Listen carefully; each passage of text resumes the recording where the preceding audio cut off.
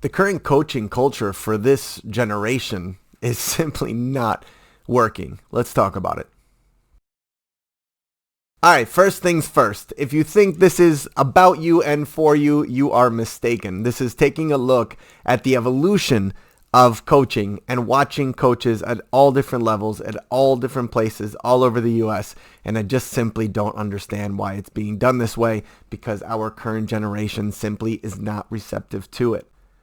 But in honor of the way that I am, I'm not going to talk as much about the negatives, but I'm going to talk about the things that our current generation needs. And one of them is mentorship. The world has gotten much more complex than what some of these kids are able to understand looking at social media and just looking at the stressors that they have in their life. So being a mentor a lot of the time is going to get you much further than being some strict know-it-all coach. Think about that.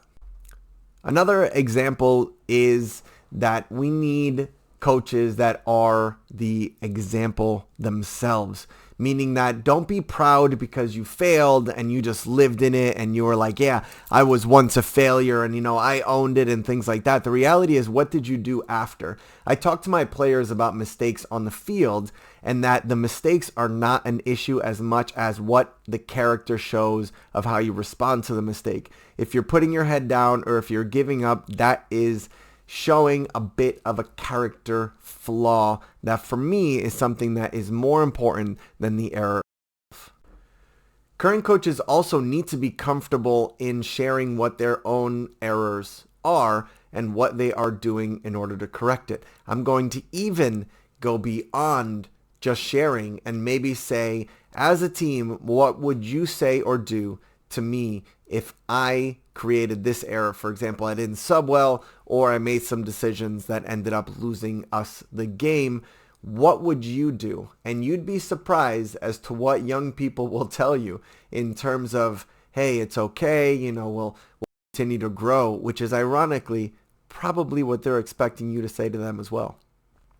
Another avenue that I really think is broken right now is that we have coaches that get their certifications and have all this wonderful experience, but they simply don't listen. Let me give you an example. There are players that have told me that they want to play in certain positions. Now, in my mind, I obviously, because of experience, have a preset opinion as to whether they are going to be successful in that position or not. But I like, in certain opportunities, to be able to put them in the position. And now one of two things has happened. I've either put somebody that I feel does better with less pressure on the outside or more space, and I've put them in a center mid, and I have seen them do some impressive stuff, and I'm like, wow, this is actually a really great viable option. Then I've also put players that play defensively, for example, and I want to play left wing and put them in, and they come off the field and say, please don't do that again, because it was a terrible experience and it was not what I thought.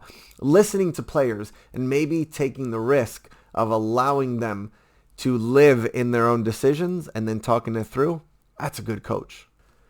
The creation of an environment where players can grow is critical. Regardless of the level, please, coaches, make an effort to work on the technical and tactical aspects of the game. If you are frustrated because they don't get it, that is your job. Help them get it. And if you are frustrated because they aren't getting it, maybe it's not being taught properly or they don't have the basis. So back it up, make it as simple as you can, and help them grow. My final statement is going to be on explaining and coaching players through gaps in their game. Very, very clear example is not everyone is going to be the fastest one on the pitch. And you don't hide it from the player and say, hey, you're not the quickest one. But what I've done in the past is encourage players to understand how they maneuver themselves in the game in order to take away the speed from those players. For example, simply just stepping in front of the player as you're cutting off the angle and the run to the ball. That is a big, huge deal. But instead, we say, oh, no, they're forward to this. I prefer coaching them so that they can find success as opposed to just saying, hey, eventually you're just going to be too slow to catch up. Good luck.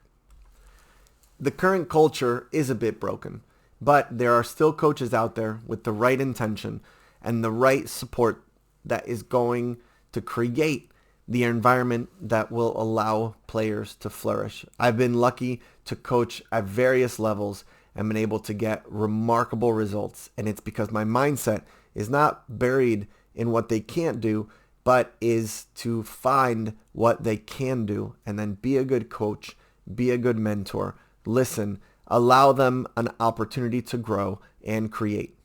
All right? Listen, I believe in you all. I love you all, but some of you I extra love. Peace.